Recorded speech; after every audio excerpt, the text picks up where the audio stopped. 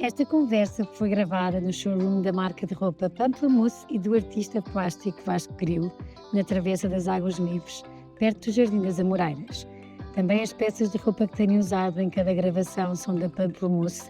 São giríssimas, de ótima qualidade. Convido-vos a visitarem o ateliê porque vão encontrar peças únicas, originais e com um design incrível. Olá a todos, espero que estejam bem. Muito obrigada por continuarem desse lado. Hoje tenho mais uma vez uma convidada muito especial. Conhecemos-nos no Paddle. Do Paddle conhecemos-nos na Novamente, que tive o prazer de ir visitar e conhecer com o meu filho Zé em poucas horas. E em poucas horas percebi o extraordinário que esta associação faz na vida das pessoas. Vamos falar um bocadinho disso, mas vamos também conhecer a Vera, a história da Vera, do coração espetacular que é e de como é que veio parar aqui a tudo o que faz e em tudo o que toca, no sentido de ter um propósito e de ajudar com quem se cruza. E vão perceber mesmo que é mesmo ajudar com quem se cruza, porque o Duarte, filho da Vera, a falar comigo, deu-me assim um exemplo de muitas coisas assim. Ticas, nós quando íamos a um centro comercial, a minha mãe era capaz de ter um lugar à porta, andava tudo cheio no estacionamento e de repente havia um lugar à porta e eu, mãe, estaciona. E a minha mãe olhava para o lugar e dizia: Não, Duarte, vamos estacionar noutro lugar mais longe, porque nós ainda temos pernas, faz-nos bem andar.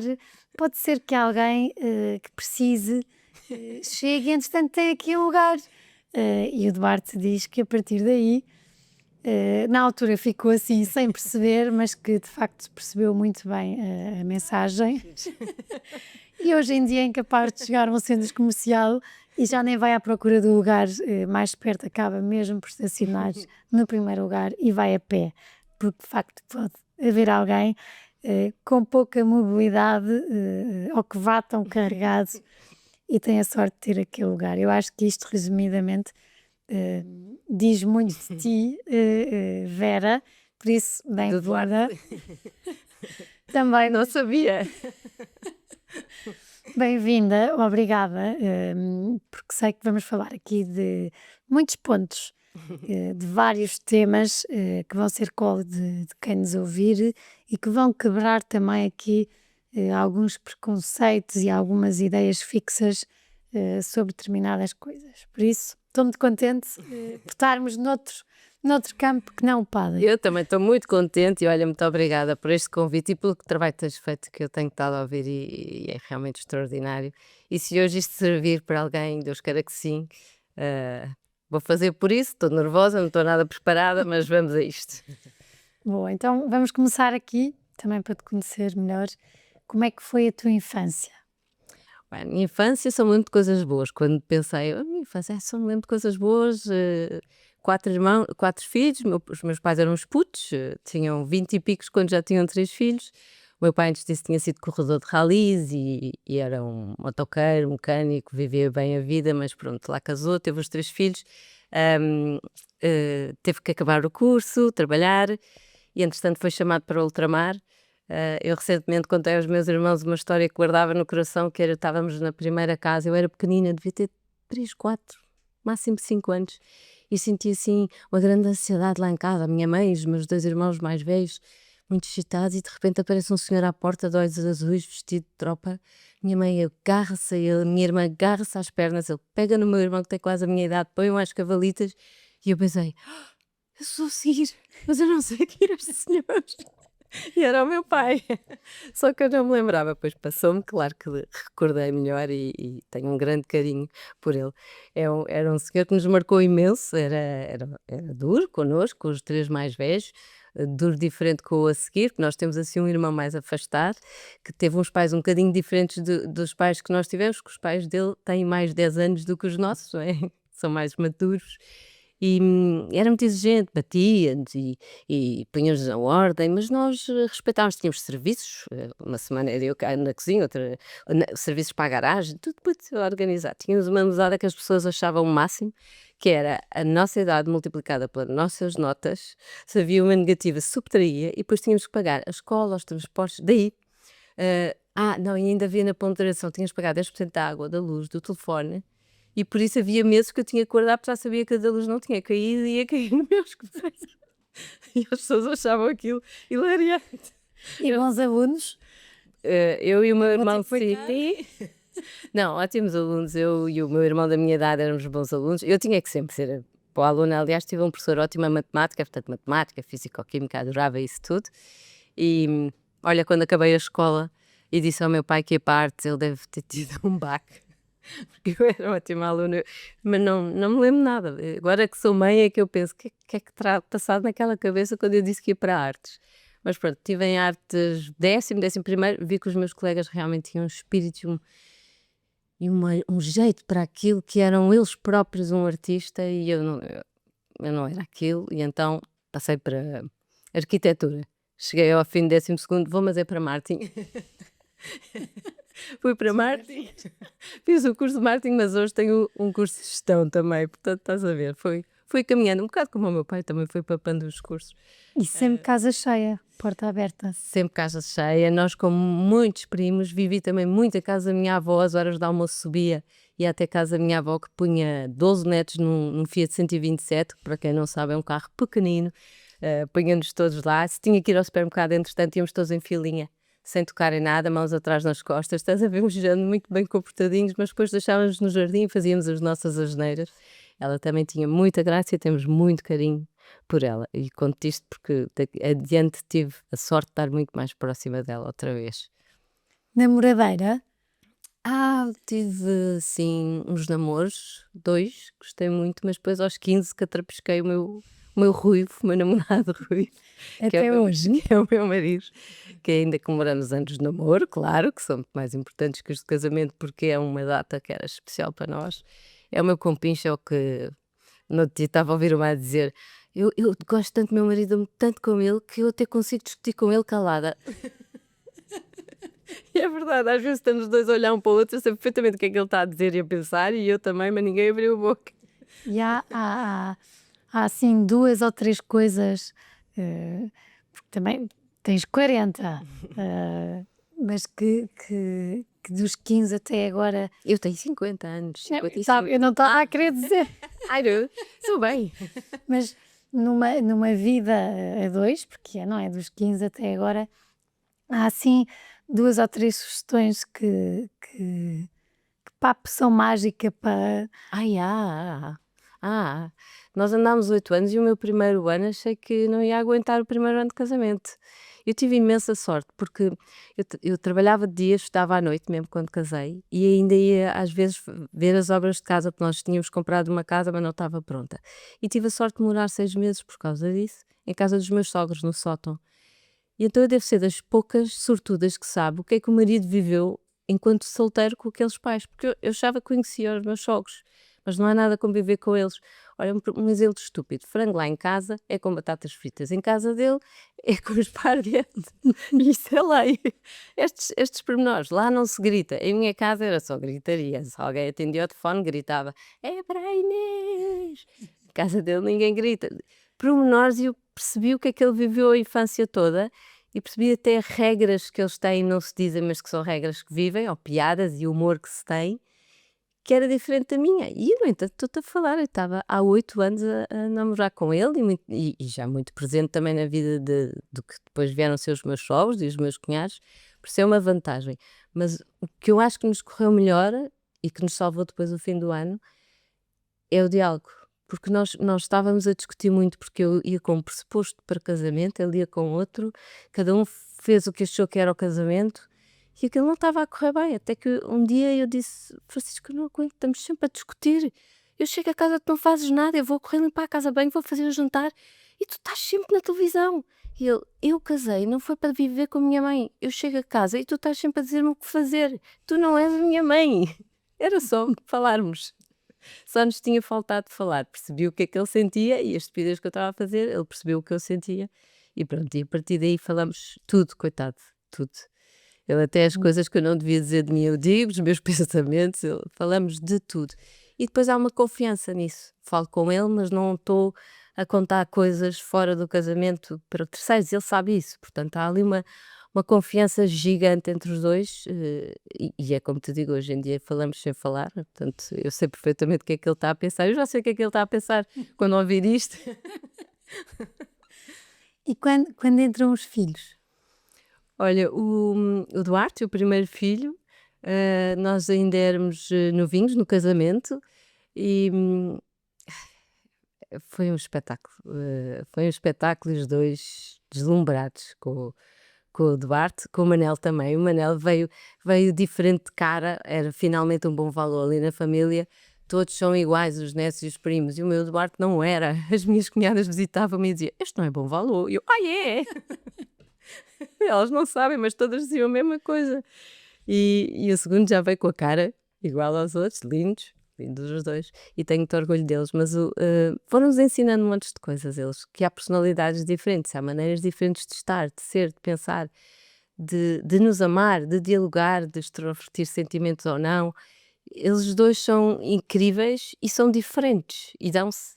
E isso é ótimo, tem uma grande distância, mas dão-se bem.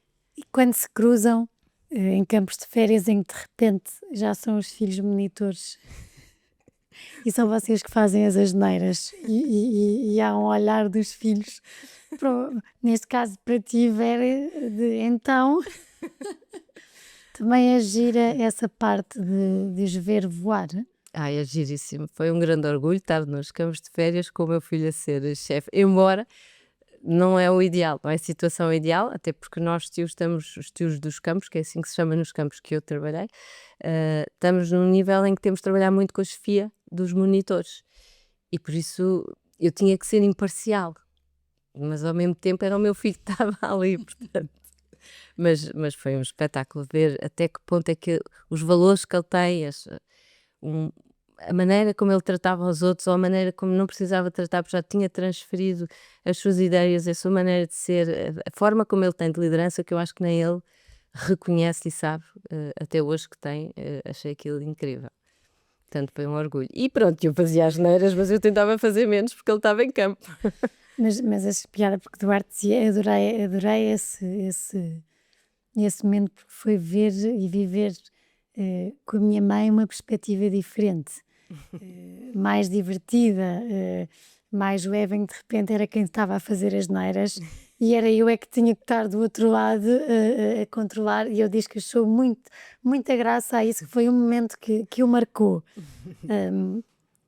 E de momentos que marcaram, Vera, voltando aqui ao princípio do casamento, também foi pouco depois de se casarem que acontece aqui que tens um acidente. Eu tive um acidente de carro que eu contextualizo pouco porque não tenho memória nem do acidente, nem um tempo antes, e o ano a seguir é muito, muito baralhado. Andámos a tentar ver porque é que eu tive acidente naquele sítio, estás a ver, está tudo. Nunca mais recuperei a memória dessa altura e foi um ano de recuperação muito mais leve do que as pessoas que eu hoje em dia ajudo. Não se pode dizer que eu tenha tido sequer estado em coma, portanto tive bastante sorte, inclusive na recuperação. Ah, mas é um tema, por exemplo, que o meu marido não repõe, não me diz o que é que se passou, principalmente a Vera que veio a seguir, porque eu lembro-me que não confiava na minha cabeça. Eu lembro-me que as minhas memórias estavam-me a enganar. Eu lembro-me de dizer a ele: Olha, no hospital consegui, à força que alguém me telefonasse para o meu marido, portanto já alguém devia ter telemóveis naquela altura, e quando eu telefonei disse: Não vais acreditar que eu estou no hospital, tive um acidente. E ele faz um silêncio e diz: Eu acabei de sair daí, eu estive contigo à conversa. Eu, não me lembro disto. E já em casa, ele dizer: aquele amigo nunca mais me veio visitar. E ele, Vera, ele teve cá ontem. Não te lembras? Passou assim assado, cozido e frito. E eu, estou-me a lembrar disso, mas isso foi há um ano. Não foi ontem. Sabes, a nossa cabeça a trair-nos, porque não tenho as memórias nessa altura no sítio certo. O passado e o presente estão muito confundidos. As pessoas estão confundidas e eu ou confio naquilo que tu me estás a dizer, porque a minha memória está-me a enganar, ou vou contradizer-te e ser teimosa porque vou confiar na minha memória. Portanto, é um jogo muito diferente, muito difícil. E tenho visto hoje em dia, quando ajudo pessoas com lesão cerebral ou dano cerebral, que há uns que optam por um lado e outros optam pelo outro. Por isso é uma grande vantagem quando temos ao nosso lado alguém que nós confiamos inteiramente, porque aí já podemos confiar na memória dele. Agora, se essa pessoa nos engana uma, duas vezes e temos a certeza que nos enganou, já não sabemos em quem confiar, nem no nosso cérebro, nem no do outro, e é mais difícil a vida, quer dizer, é muito mais complicado. E nesse ano, o que é que foste fazendo para acalmar não só essa ansiedade com que acredito que viveste, porque o estar dependente de acreditar naquilo que te dizem que aconteceu e aquilo que te lembras, como é que foi esse processo?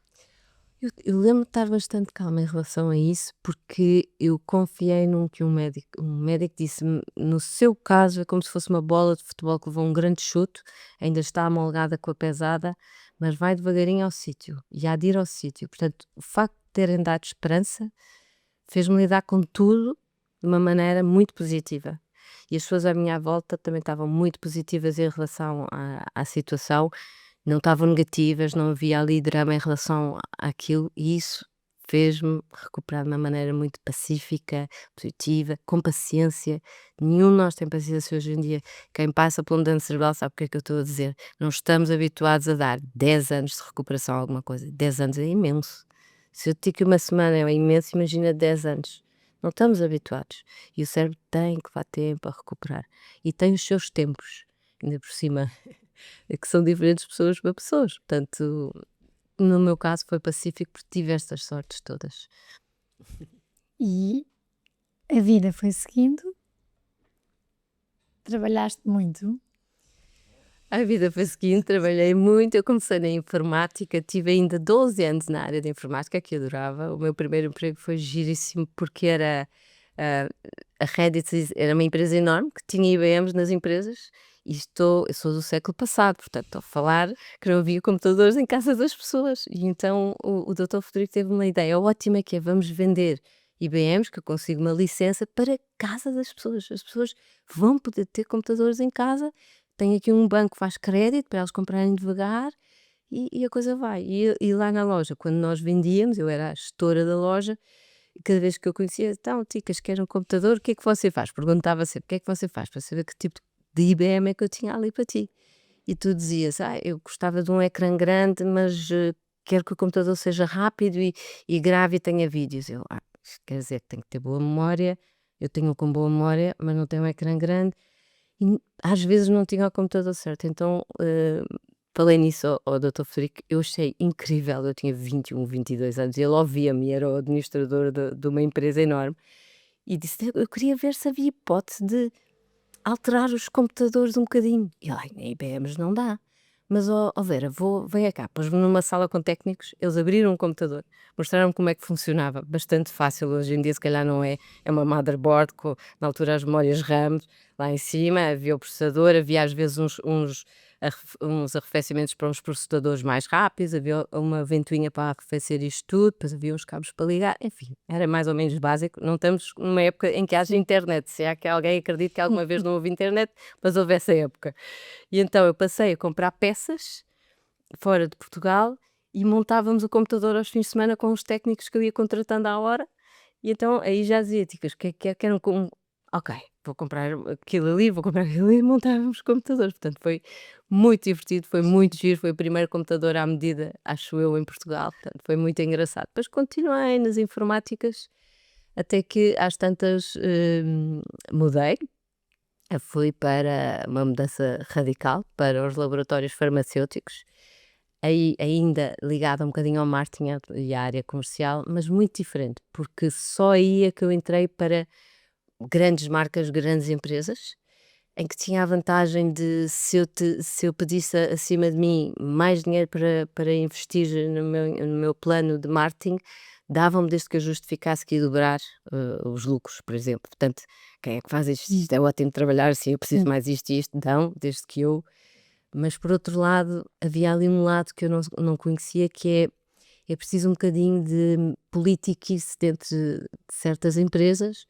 Passou-me ao lado e mesmo se não passasse não é nada à minha onda. Mas eu estava muito embrenhada, trabalhei um bocadinho demais. Houve dias que fiquei lá até à meia-noite, até há uma história em que eu, cada vez que mudava de sala, o alarme tocava, já tinha fechado a empresa.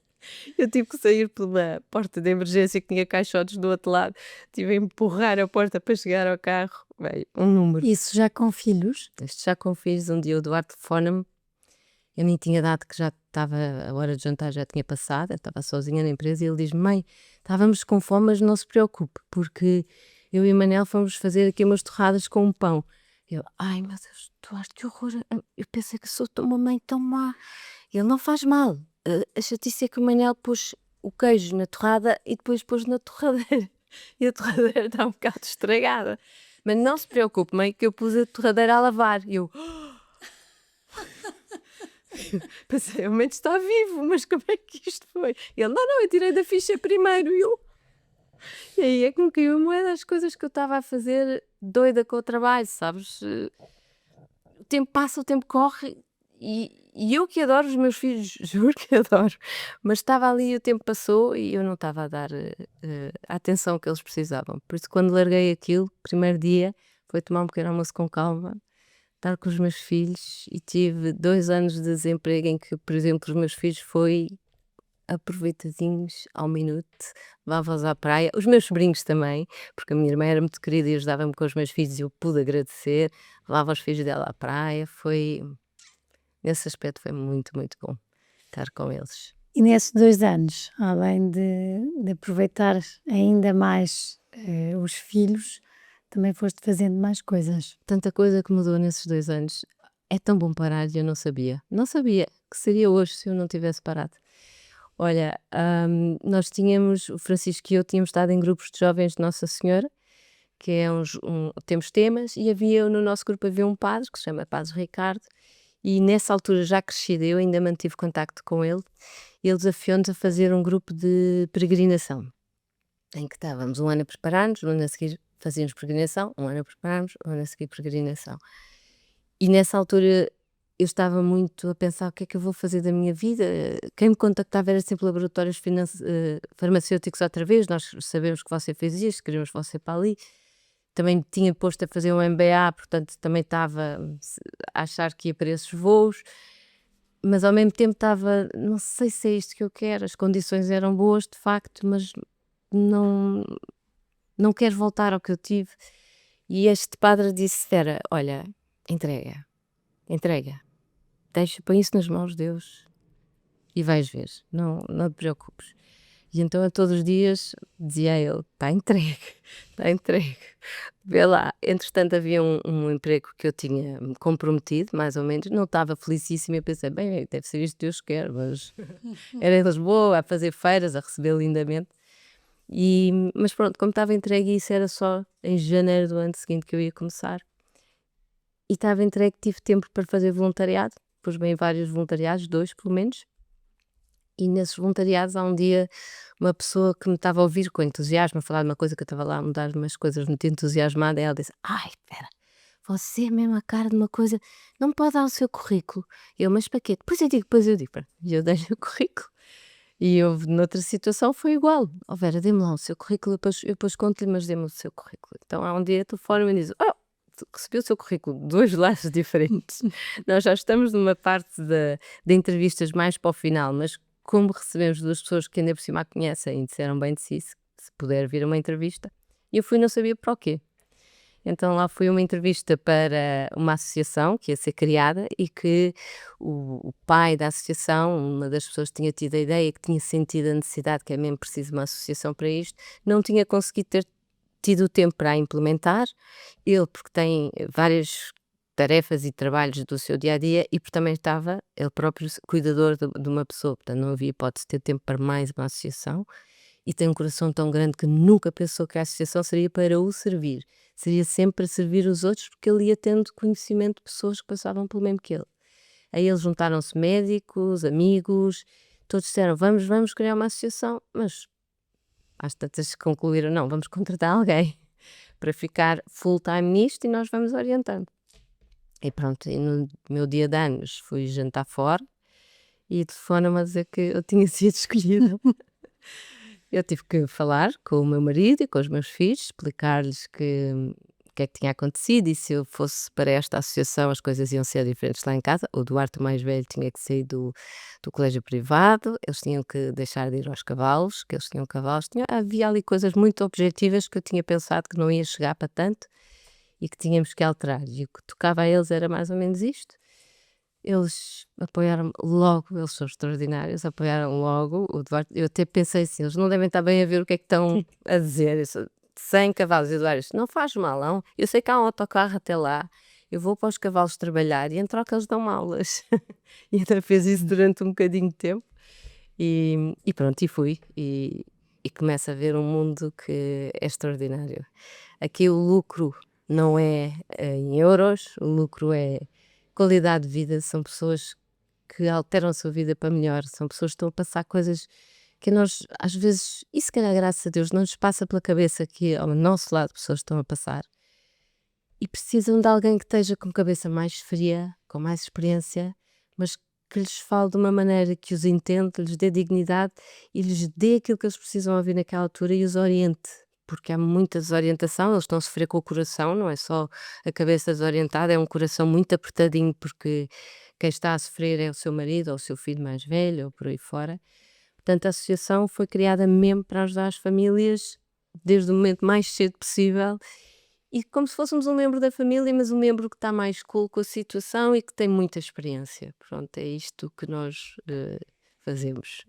E agora, como se eu não soubesse nada, porque acho importante quando estive novamente e mal acabavas de conversar, te convidei, foi porque eu estava deliciada, não fosse o Zé estar ali em stress pequenino, eu acho que mais tempo tinha ficado, mas estava deliciada é a palavra mesmo certa do processo que é, o exigente que é e o trabalho todo que tiveste com vários partidos, com estudos que foram feitos. E eu, Ticas, gostava que partilhasses e vamos já a tudo o que vocês fazem, porque é de facto incrível e o leque gigante onde atuam, mas também para as pessoas perceberem a credibilidade e o trabalho enorme que está por trás, que merece cada donativo, mais do que depois também o impacto que tem, o número de pessoas que já atingem, mas isto não é só a vontade de alguém, que depois se tornou a vontade de muitos, e a mãe aqui novamente a fazer, tiveste que fazer muita coisa, até ganhar vida. Sim, sim. Olha, isso da sustentabilidade financeira foi um choque para mim, porque, principalmente vindo de um laboratório que é provavelmente dos mais conhecidos que há, onde o dinheiro não era problema, como te digo, eu dizia preciso de mais 100.000 euros para esta campanha, desde que eu dissesse qual era o retorno, eu recebia. E ali de repente tinha que fazer um plano de ação de 3 a 5 anos, onde no plano de ação eu não produzia dinheiro. Portanto, como é que eu vou pagar estas ações todas se eu tenho zero de incomes? Isto parece de doidos. Portanto, os meus primeiros anos foram um bocadinho mais estressantes. Hoje em dia, mais calma, não por ter o dinheiro, mas por sei que hei de conseguir. E tenho um plano também sempre para conseguir, que é um plano. Pode correr bem, pode correr mal, mas já tenho pessoas, pelo menos há uma margenzinha de pessoas que nos ajudam e que me dão, pelo menos, eu já sei, pelo menos este bocadinho há de vir. Este bocadinho estou tranquila, vou lutar por estes 2 bocados que me faltam ainda. Portanto, aí foi um dos grandes choques que eu tive e que tive que aprender a viver com isso, de ano para ano, aprender a viver com isso. E eu ainda digo à minha equipa que é extraordinária, mas eu ainda lhes digo: vocês estão-me a ver calma, porque a Vera agora já tem 15 anos disto. Porque a Vera, ao princípio, ficava bastante nervosa com certas coisas. Depois foi um ano em que tive que descobrir tudo o que há em Portugal para estas famílias. Fui entrevistar 60 famílias espalhadas pelo país, portanto, fui conhecer histórias incríveis, são histórias duras e histórias de amor. Num dos sítios que eu fui, que era em Gaia, deram mais famílias e eu tinha mesmo um plano de manhã não sei quantas famílias, uma a seguir à outra, tínhamos horários e tudo, depois parava para o almoço, depois, eu ia à casa de banho e chorava com barulho, a puxar o autocolismo, a ligar da dureza que tinha, e depois limpava bem a cara, tentava pôr os olhos impecáveis e ver se não estavam encarnados, e lá voltava com um sorriso para tomar nota das. Há aí um pai que lembro que me contou a história dele.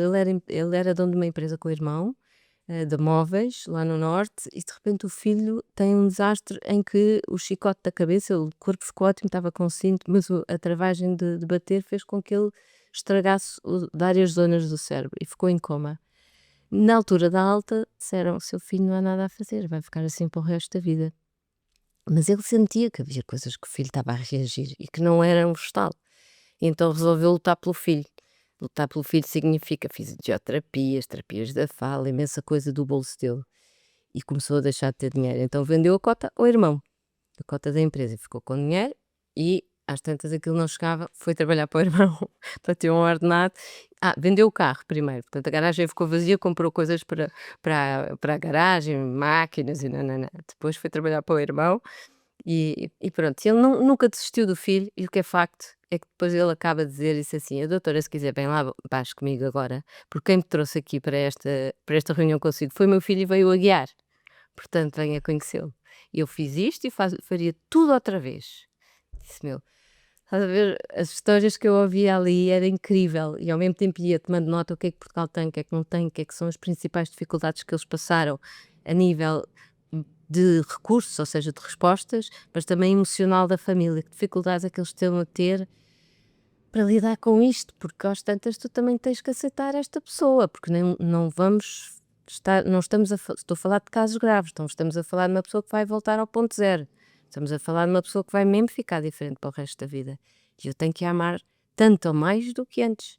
Portanto, até eu, familiar, tenho que me preparar para isto, tudo muda, mesmo na vida dos familiares, portanto, aprendi imensíssimo. Eu agora perdi-me um bocadinho, porque é que já estava a Mas falar disto. era no estudo que conversaste com 60 famílias para E perceber.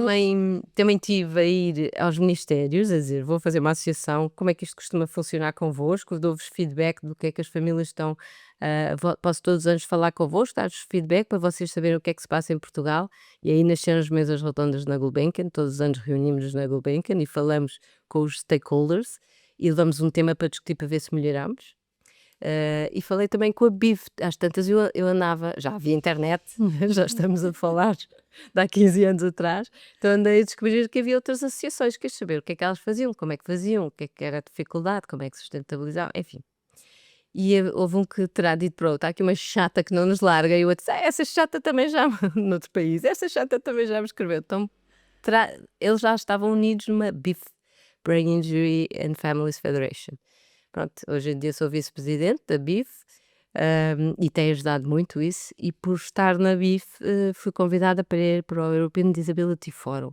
Isto é um fórum com todas as deficiências que existem na Europa, e nós negociamos na Comissão Europeia, com os deputados europeus, as leis ou coisas que nós próprios queremos que venham para discussão. E existe mesmo o grupo de deficiência parlamentar, que ficou criado, e que nós na EDF somos o secretariado. Trabalho agora com a Organização Mundial de Saúde também, em nome da EDF, para umas guias de reabilitação para o dano cerebral adquirido, que já estão terminadas, vão ser lançadas para todos os ministérios do mundo. Portanto, há um caminho feito já, que tive muita sorte. A chata que andava a chatear todos, já lá está com o meio deles também. E Vera, aqui, para quem nos ouve, uma das coisas que eu adorei saber foi a maneira como vocês atuam. Eu partilhei contigo, eu tive um princípio de um AVC quando estava à espera de bebê, fui para um hospital que não era público, era privado, e saí de lá com o diagnóstico de uma enxaqueca, e para ficar 3 dias em casa com tudo escuro, tive a sorte de uma tia médica dentista, me pedir as análises, e eu vim deste hospital sem análises. E como estava à espera de bebê, fui fazer análise. O que é certo é que, passados uns tempos, testes genéticos e uma mutação, em 5 tenho 3 propícias a trombose, mas eu poderia ter ficado a achar que tinha sido uma enxaqueca. Pois. E tive os sintomas de querer falar e nada daquilo que eu criei e pensava saía articulado. Eu lembro-me de estar em pleno Saldanha a almoçar e dizer: "Amanhã nuvens, sol", E e a minha sabias que não amiga e era aquilo que ias sabia, dizer? e é aqui que eu quero ficar mais do que a boca, a língua dormente, o braço direito, a perna direita. Eu acho que aí, e o bebé, o que ficou já não era isto, era: eu não estou a conseguir sequer dizer o que é que eu quero. E foram, quer dizer, e esse estado assim foram uns minutos que pareceram horas. Depois, pronto, foram os outros sintomas, graças a Deus não fiquei com nada, mas quer dizer, eu volto atrás a 2015 e estes minutos são duríssimos. Porque nós termos o corpo, mas não termos a cabeça, ou seja, a cabeça continua, porque eu estava a pensar, só que sai tudo torto. 5 minutos, que eu acho que a raiva, o desespero tiveram todos a vir. Eu não consigo imaginar o que é uma vida ou o que é muitos anos nisto. E como eu tive este azar neste hospital, adorei quando percebi que vocês já novamente têm uma equipa que, em contacto com os hospitais, atua logo no hospital, e queria muito que me falasses disso, porque acho que é muito importante nós conhecermos isso e Uhum. sabermos que existe uma novamente que atua logo ali, e a importância disso, não só para o doente, mas acima de tudo para Sim, quem vai acompanhar a sim. doente. A maneira como as pessoas nos chegam é mesmo na altura que chamamos os agudos, que é quando a pessoa tem o dano cerebral. Portanto, tem que ser mesmo ao hospital a avisar-nos. E felizmente isso depende de pessoa para pessoa nesse dia, nesse hospital.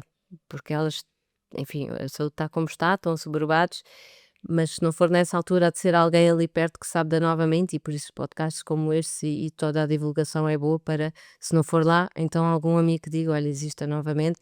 Fala e depois conversas e depois vais ver em que é que eles podem ajudar ou não. Não se cobra nada, portanto, perder não perdem nada. Esses hospitais têm-se ligado muito a nós e até houve muitas vezes em que já temos ido aí e até às universidades falar do nosso lado das famílias e dizer o que é que nós passamos, para ver se eles veem a parte humana. Mesmo a minha equipa hoje em dia é uma equipa extraordinária, porque é uma equipa muito virada para o humano. Tu conheceste uma lá que estava com o grupo. Não foi o currículo dela que a trouxe lá, porque ela nem está com um currículo todo XPTO para aquilo, foi a maneira como eu vi que ela os tratava. E quando a conheci e vi que ela os tratava assim, disse: eu quero ficar com esta. Ela tem que trabalhar aqui novamente. Porque é a maneira como as pessoas compreendem que está ali uma pessoa digna, como nós, que merece tudo, e no entanto parece como no outro dia, ontem alguém disse: "O meu é tontinho". Não é não. Ninguém é tontinho para começar, mas eu percebo que ela diga isso porque nós estamos com uma cara tudo normal e depois parece que não bate certa resposta, o que dizemos não está certo, ainda bem que tu disseste essas coisas. Eu espero que esteja a ouvir imensa gente para entender que o que está cá dentro não é fácil de passar cá para fora.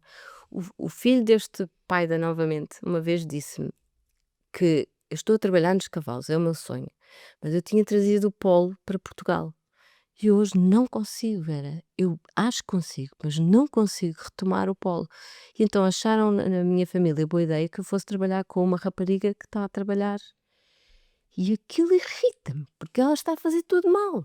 Só que cada vez que eu vou ter com ela para lhe explicar, não sai nada de jeito. Então, sabes, frustração, Uhum. que frustração! Então ele preferiu não estar lá, mas às tantas, se ele nesse momento ele explicou-me isto, mas se eu não tivesse conseguido explicar, ninguém ia entender, porque é que ele não quis ficar lá? Afinal de contas, ele adora cavalos. Porquê? Por causa disto tudo. Mas nem sempre eu tive a sorte que ele percebeu esse sentimento, porque nem sempre percebemos os sentimentos, não conseguimos exteriorizar, a frustração é grande e os comportamentos quando saem cá para fora às vezes são agressivos, porque estamos frustrados. E há famílias que entendem isso bem e mil paciências para isso e positividade, positividade, bora aí dar a volta, como tu dizes, bora lá. Essas são as melhores, é o dar a volta à positividade, tentar outra vez, tentativa e erro, quando não sabemos tudo o que vai na cabeça dos outros, é tentativa e erro, bora aí, mas resiliência, não desistir, não desistir, bora aí, bora aí. Claro que isto é um desgaste brutal, não é? Estamos a falar dos cuidadores com um desgaste brutal, porque isto não é uma vez por mês, isto é várias vezes por dia. Portanto, é muito cansativo. Por isso também tentamos que estas famílias, e isto é muito difícil em Portugal, não tenham esse peso todos os dias. Se houvesse um cuidador informal que fosse o braço direito desta pessoa, já era meio caminho andado. Já há uma lei, vamos ver. Eu agora estou noutra posição em que também trabalho com os deputados, também vamos por aí, um passo de cada vez, havemos de lá chegar, mas ainda estamos longe. Há muito que se pode fazer pelos cuidadores e há muito que pode fazer por estas famílias, dar-lhes carinho, é o que já conseguimos fazer. Dar-lhes atenção, muita informação, porque nem imaginas as mil perguntas que elas têm. Uma vez fiz um encontro de cuidadores que passou a ser uma vez por mês, em vez de ter um encontro. Que eu perguntei, o que é que vocês gostavam de perguntar, se pudessem perguntar a qualquer pessoa do mundo, qualquer especialista. Vieram todas as perguntas, eu, pera lá, vamos fazer, mas várias sessões. Porque há mil ideias e muitas delas é como lidar. Devo teimar outra vez? Não devo teimar? Quando eu já não aguento, posso bater porta e sair fora? Ele vai ficar sozinho? O que é que eu faço? Tanta pergunta que essa parte nós conseguimos dar resposta, conseguimos também já saber encaminhar para sítios e nós não os recebemos lá novamente. Eles foram lá nesse dia, mas normalmente eles estão a ser preparados para ter uma vida outra vez, onde vivem, nas suas casas. Portanto, para nós é um desgaste financeiro maior, porque é muito mais difícil do que simplesmente dizer assim, ok, ele teve um dano cerebral, venha para cá das 9 às 5 e depois vai para casa. Mas eles aí não iam evoluir, não iam ficar independentes, não iam ficar felizes, porque a felicidade deles é na sociedade, não é numa instituição, é lá fora, com utilidade. Eles querem ser úteis como foram, como a maioria de nós quer ser, graças a Deus. Portanto, isso é assim mais difícil, mas muito melhor. Que eles também, quando estivemos lá, e digo isto que era um grupo grande, porque não vou dizer ninguém em específico, mas havia um deles que verbalizou. Quando eu estava na sala, já não sei bem quais as palavras, mas ele verbalizou que ainda não gostava dele. E em off, nós antes de entrarmos na sala onde eu os conheci, tu já me tinhas dito que mais do que dar ou conseguir o emprego, vocês fazem o caminho de fazerem com que eles voltem a gostar deles com a nova maneira com que, na situação onde estão, que é nova. Isso é difícil. É difícil. É só nós pensarmos que seria se fôssemos nós, não é? Eles lembram-se como era antes. Eles não escolheram ser assim agora. Nós vivemos numa sociedade que valoriza outras coisas. Se ele era diretor da Coca-Cola, às vezes ainda tenho familiares a apresentar, mas o Zé, ele era o diretor da Coca-Cola. O que ela me está a dizer é, eu tenho orgulho dele antes, porque ele era diretor da Coca-Cola. Nem se aperceba, não faz isto por maldade, mas até os cuidadores ainda vivem, alguns deles ao princípio, neste registro de valores que já não é o que interessa. Quando nós vivemos estas coisas, sabemos o que é que realmente vale na vida. E não é isso. Ainda bem que há administradores de Coca-Colas, são necessários. Mas a pessoa não vale muito mais por isso do que quem eu tenho lá e vivo com. Porque o valor deles serem amados e terem a coragem de dar a volta, a coragem de chorar pelo que lhes aconteceu e dar um murro na mesa e dizer um palavrão e a seguir levantar outra vez, mas então vá, vamos lá ver o que é que se pode fazer aqui. E sair de casa sem o cuidador, estes encontros são sem cuidador, portanto é preciso uma coragem grande, porque às tantas quando tu sais do hospital e por aí fora, tens muita ajuda da família, cá em Portugal, e tens um bocadinho de protecionismo a mais e às vezes um bocadinho de medo de largar, porque eles é que percebem a tua voz, percebem o que é que tu tens, ajudam-te a andar desequilibrado, e eu digo, não, aqui não há cuidadores, aqui vens sozinho. E os cuidadores pensam, mas como é que você vai entender o que ele diz? Só eu é que entendo. Mas se você entende, eu hei de entender também, dê-me tempo. Se você entende, eu hei de entender. Mas ele não faz mal, ele mexe-se de um lado para o outro em casa, não é? Aqui também vai-se mexer, pronto. Então, eles vêm para lá com a sua própria dignidade e começam a ver nos outros coisas que eles admiram e começam a perceber que eles também têm coisas que se admiram. O meu primeiro grupo, éramos pai 2 novamente, hoje já somos 11. E era eu a gestora do grupo, agora já estou noutras andanças, mais na gestão da novamente. E um deles, Tia Maria, que espero que veja, que ouça isto, e eles diziam que ele tinha uma sorte, que afinal ele era isto e aquilo outro, e eu, a sério? A sério? Então reparem bem no Zé Maria, eles admiravam. E depois viam que eles próprios também tinham coisas boas, porque depois os outros davam-lhe retorno. Mas tu também tens sorte, porque tu, se vires, continuas a casado. Tu tens ainda a tua mulher, também tens essa maravilha. Tu tens dinheiro, tu tens não sei o quê. E eles, naquele grupo, eles começaram a ver nos outros coisas boas e coragem, muita coragem. Esse Zé Maria, então, eu um dia disse assim, eu quero fazer um teatro. Eu quero fazer um teatro. Quem é que se voluntaria? Eu. Bom, primeiro concerto que a gente fez no Casino de Estoril para angariar fundos. Eu precisava de voluntários aqui para levarem as pessoas de um lado até às cadeiras. As pessoas vão ter um sítio onde sentar. Zé Maria era o mais corajoso e eles achavam aquilo. Se ele tem coragem, eu tenho que ter. Eu tenho que ter e parar de estar com coisinhas. Portanto, eles realmente ajudam-se muito uns aos outros nisso, de verem e admiram e ficam amigos. Que é outra coisa, só 7% é que mantém os amigos que tinham. Era isso que eu ia perguntar. É brutal. Porque nós convivemos com os amigos, então os mais novos, principalmente. Convivemos nas noitadas, na maneira de ser, e já não somos esse. Às vezes até somos um bocadinho difíceis de acompanhar, porque alguém tem que nos buscar em casa, a maioria já não guia, não pode guiar, é proibido. Não podemos beber, porque o nosso controle de álcool e vícios é completamente diferente. Então já não somos aquele com picha. E isso dói muito.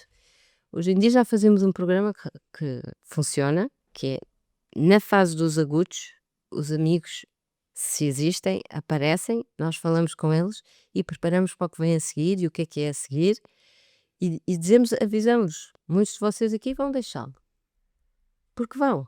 Agora pensem bem, querem mesmo deixá-lo ou não? Querem continuar a ser amigos? Então bora aí fazer... ver ao longo deste e da próxima reunião que vamos todos ter aquilo em que vocês gostam mais de o ajudar, porque uns só vão gostar de falar futebol com ele, ótimo, outros não, outros que gostam é de telefonar a mãe e dizer preciso levar uma consulta, eu levo de carro e trago, não vou conversar com ele, mas eu faço de chofer, ótimo, bestial. Outros não, outros vão levar a mãe a sair e fica outro lá em casa, estás a ver? Constituem-se equipas. E desde que começámos a fazer isso, que realmente os amigos já se retêm, porque foram orientados, eles queriam ter ficado, só que o tempo passa a correr, E muitas vezes não sabem como. não sabem como. E a Se família já não sabe. tiver definido. É. E quando são casais? Quando são casais, vou começar pelos mais velhos. Quando são casais mais velhos, às vezes já pensaram que a vida podia-lhes ter trazido isso. A cuidadora está cansada, mas mantém-se. Casais novos é mais complicado. Casais com 3, 5 anos têm uma taxa de divórcio muito elevada. Eu lembro-me aqui de um dos nossos primeiros casos, em que, eu não sei, agora vou dizer o nome errado dela, a Ana. Ele era casado com a Ana, agora ia-me sair o verdadeiro nome. E ele dizia: Não, velho, eu não vou ser dessa taxa. Não vou. E pronto, ele lá teve 1 ano, 2 anos, e a minha mulher, e a minha paixão, e a minha vida, e era uma paixão louca por ela. Até que eu comecei a tentar falar um bocadinho mais com ele fora do âmbito novamente. Bora aí vamos almoçar. E num desses almoços ele disse-me: Vera, eu tenho que te confessar.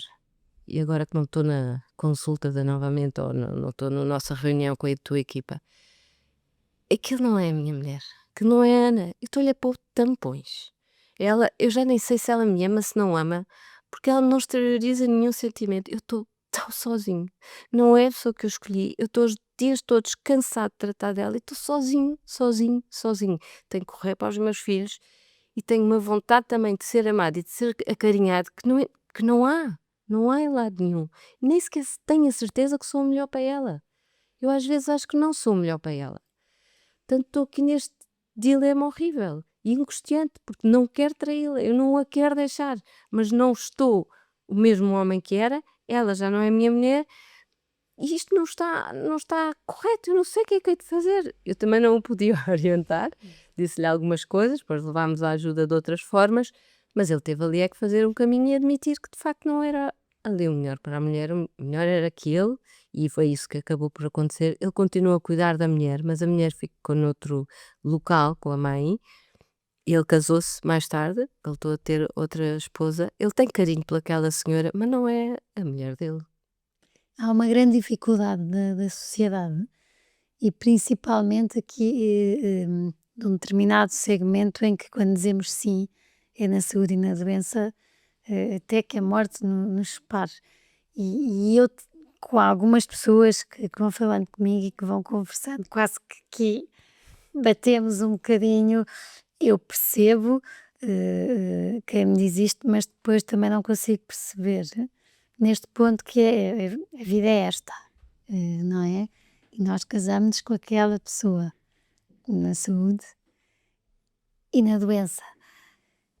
Como é que depois, percebes, Vera, como é que o que eu disse quando fui uma vez confrontada com isto foi dizer, quer dizer, nós de bancada somos todos extraordinários. Mas depois, quando pomos as chuteiras, se calhar não marcamos nenhum golo, não é? Nem à baliza chegamos. Por isso, eu deixo de parte na saúde e da doença até que a morte nos separe, porque de facto estes casos, e digo-te eu, ticas, e para quem nos ouve, que aqueles 5 minutos marcaram-me imenso. Porque de facto eu não conseguia dizer nem A nem B seguido, não conseguia dizer uma frase. Que se eu não conseguisse dizer aquilo 1 ano, 2 anos, 3 anos, eu não ia ser eu. Ia ser um eu tão diferente que nem eu saberia quem é que eu era. Como é que eu poderia exigir a alguém que disse o sim até velhinhos, na igreja ou noutro sítio, que ficasse Pois, comigo, não é? Eu sim. consigo me pôr nessa posição porque tive assim um bocadinho, mas ainda é muito difícil. É uma pena que as pessoas não percebam. Primeiro, um dia tem 24 horas e elas estão tão longe dessas histórias, dessas de bancada. De repente passou-se um mês e estiveram na maior, não estão naquela situação.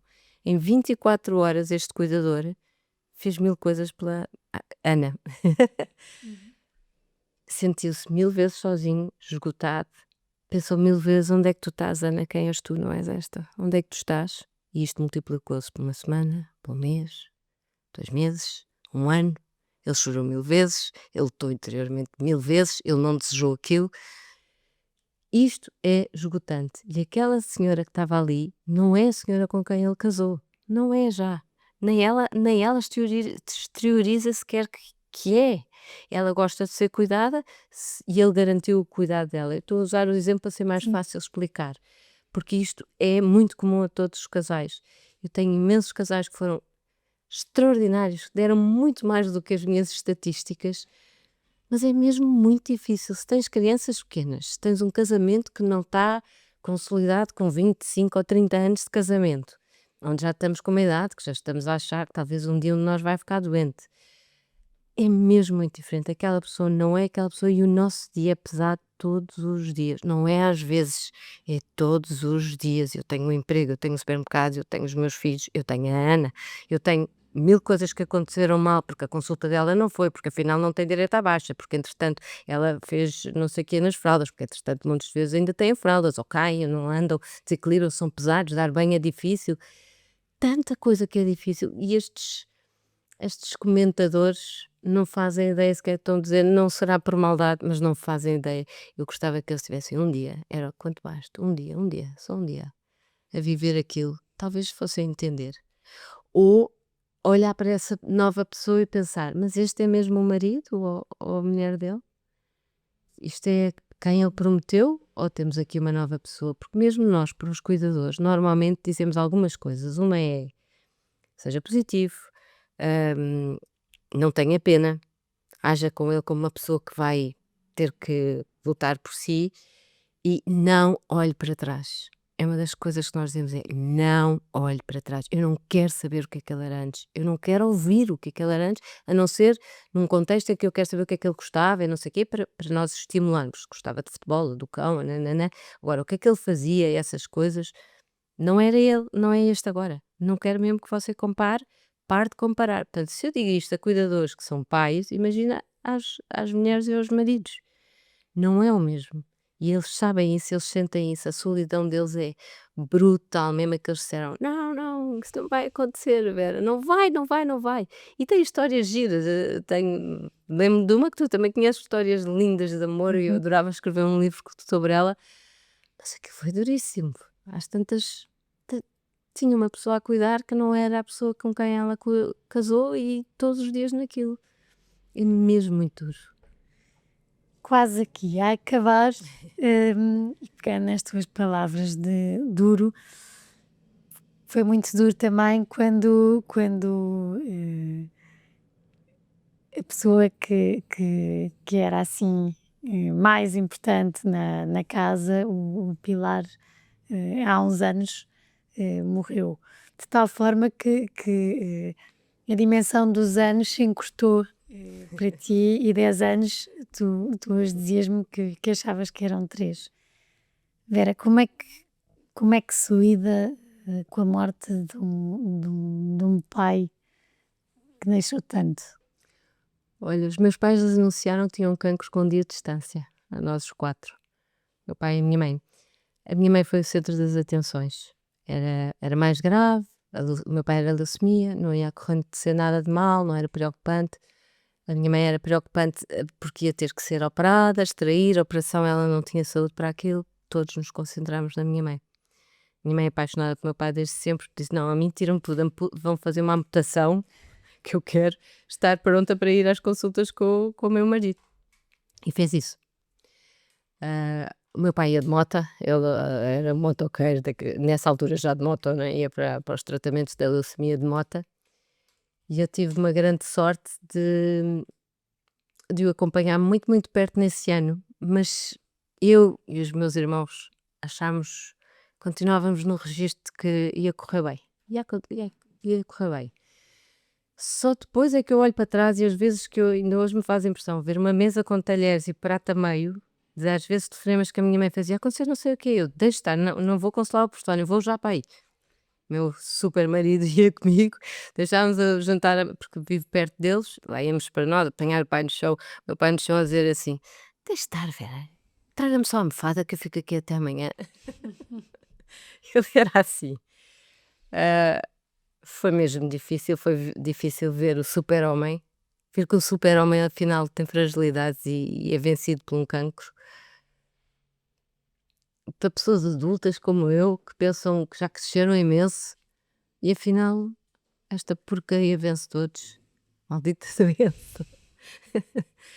Foi difícil para nós os 3 os mais velhos, porque tivemos um pai muito próximo, duro, como eu te disse, mas o meu outro irmão teve um pai já com a distância normal de pai, com as discussões de teenager, que acabava com ele estar no sofá, nã era assim um pai mais normal para as condições normais e a minha mãe mais normal para o mais novo.